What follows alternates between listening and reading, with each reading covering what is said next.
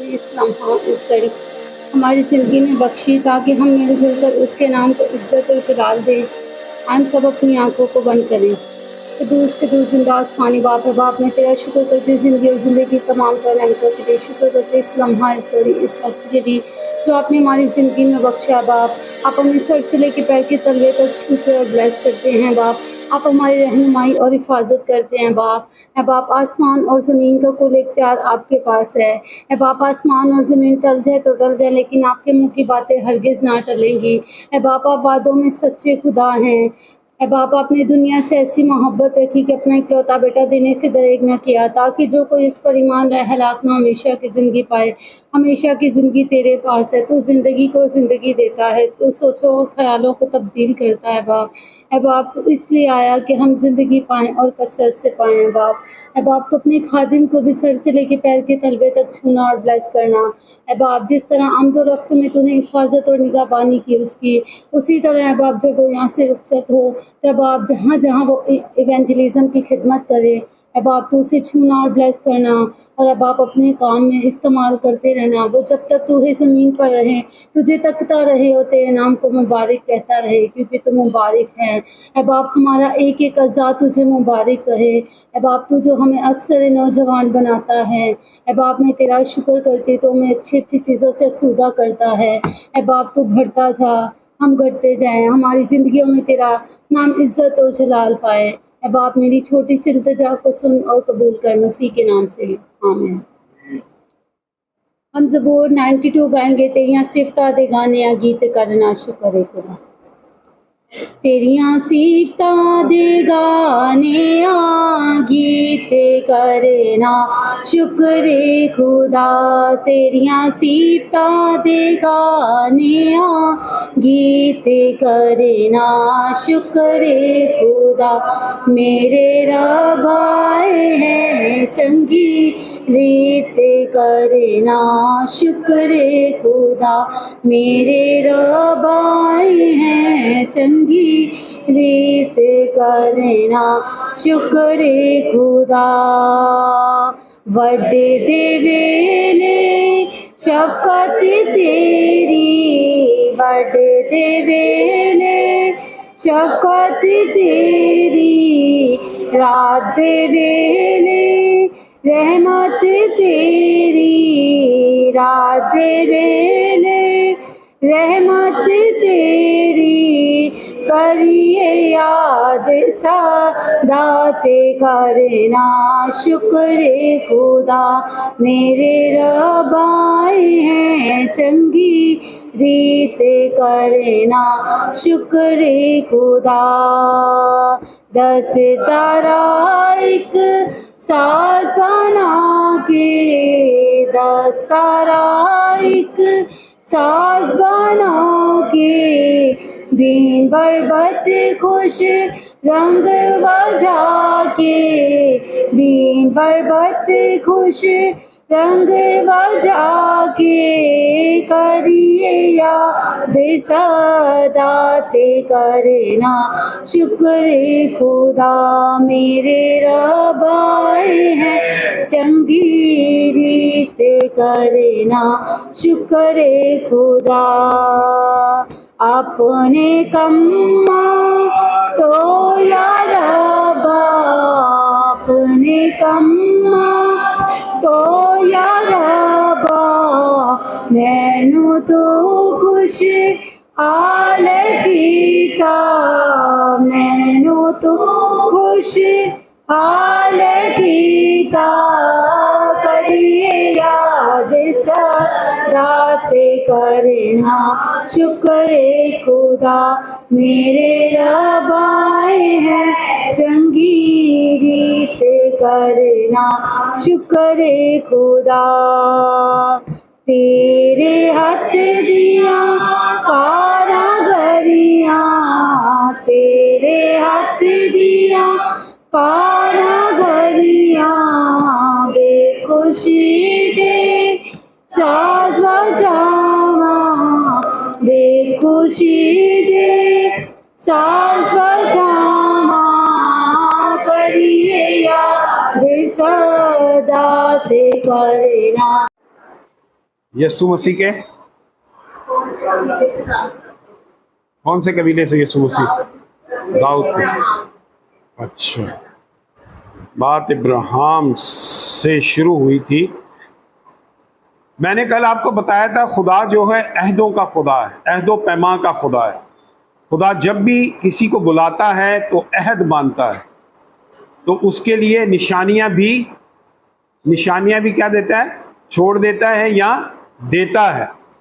तो जब बाप इब्राहिम से मिला था तो उसकी नस्ल से जब उसने अहद बांधा तो उन्हें किस चीज का निशान दिया था?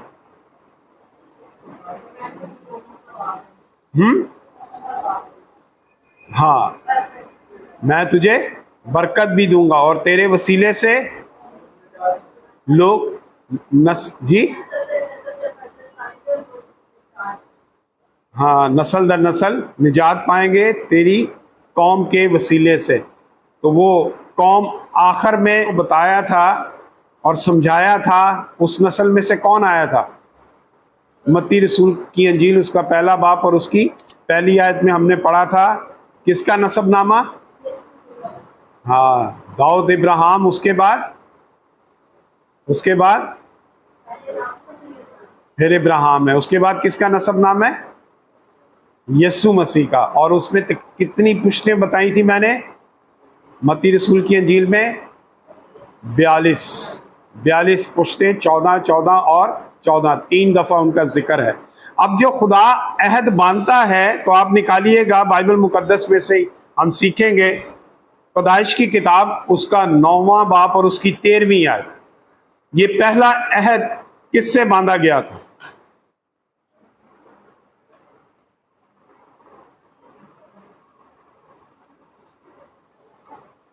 खुदा जब अपने बंदे को बुलाता है,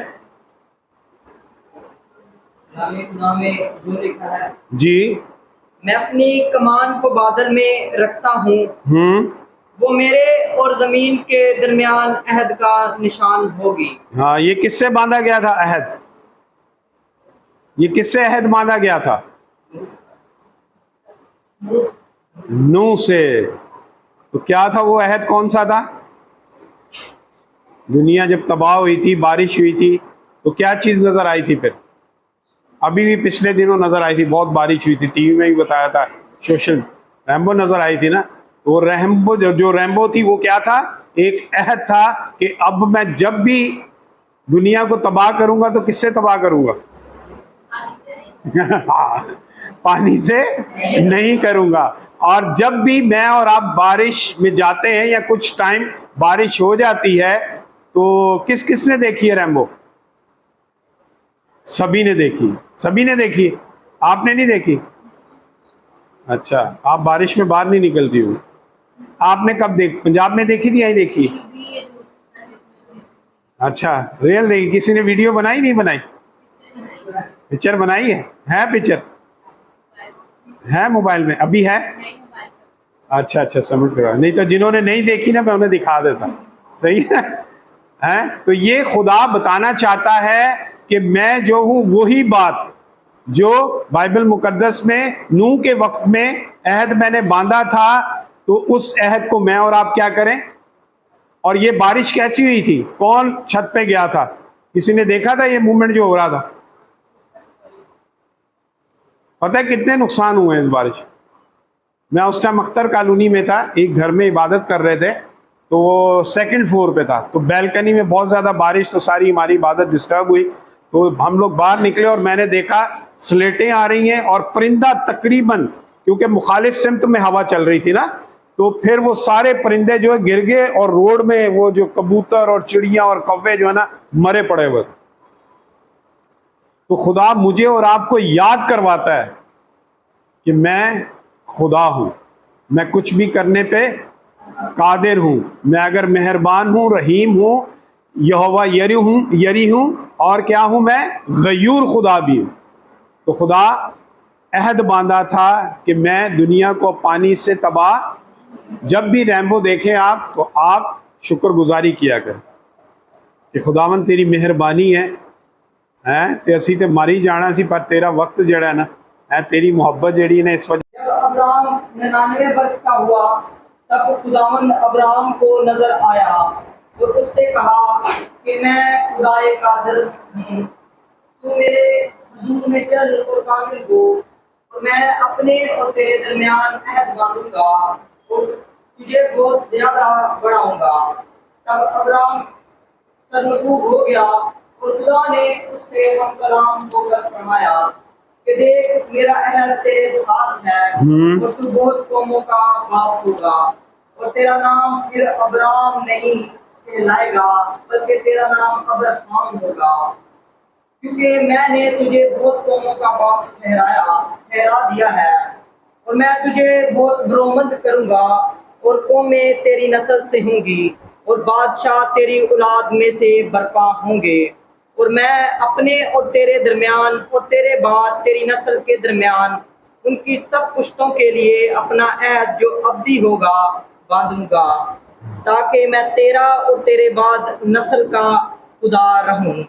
और खुदा ने अब्राहम से कहा कि सारा जो तेरी बीवी है तो उसको सारा ना पुकारना, उसका नाम सारा होगा, और मैं उसे बरकत दूंगा और उससे भी तुझे एक बेटा बख्शूंगा।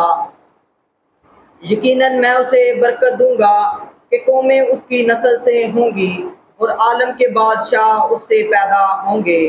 तब अब्राहम सरनगू हुआ और हंस कर दिल में कहने लगा, क्या 100 वर्ष के बूढ़े से कोई बच्चा होगा, और क्या सारा के जो 90 वर्ष की है औलाद होगी। और अब्राहम ने खुदा से कहा कि काश इस्माइल ही तेरे हुजूर जीता रहे। तब खुदा ने फरमाया कि बेशक तेरी बीवी सारा के तुझसे बेटा होगा, तू उसका नाम इसहाक रखना, और मैं उससे और फिर उसकी औलाद से अपना अहद जो अब्दी अहद है बांधूंगा। आमीन। कलाम का पढ़ा और सुना जाना मेरे और आपके लिए बरकत का बायस हो। अब यहाँ पर आखिर में लिखा है खुदा जो है अहदो पैमा का खुदा है। किस चीज़ का खुदा है जी? अहदो पैमा का खुदा। हमेशा जब भी किसे पुकारता है तो उसके साथ अहद बांधता है, और अहद के ज़रिए फिर उसे एक मिशन देता है, उसे काम देता है, ताकि वो अहद कंप्लीट हो जाए तो फिर खुदा उसे क्या देगा? बरकत देगा। और बाइबल मुकद्दस में इब्राहिम के साथ जो अहद बांधा गया था वो क्या था कि तेरे वसीले से कौमें बरकत पाएंगी और तेरी नस्ल से बड़े बड़े बादशाह होंगे और कबीले निकलेंगे, और वो क्या करेंगे? लोगों को भी क्या देंगे? बरकत देंगे, और पूरी जमीन जो है तेरे ही वसीले और तेरे खानदान के वसीले से दुनिया में मेरी मुनादी और प्रचार करेगी। अब खुदावंद ने जब इब्राहिम से कलाम किया तो उस टाइम इब्राहिम की कितनी उम्र थी? मैंने बताया था आपको 75। Very good. खुदावंद तकरीबन 5 दफा इब्राहिम से मिला है। कितनी दफा जी?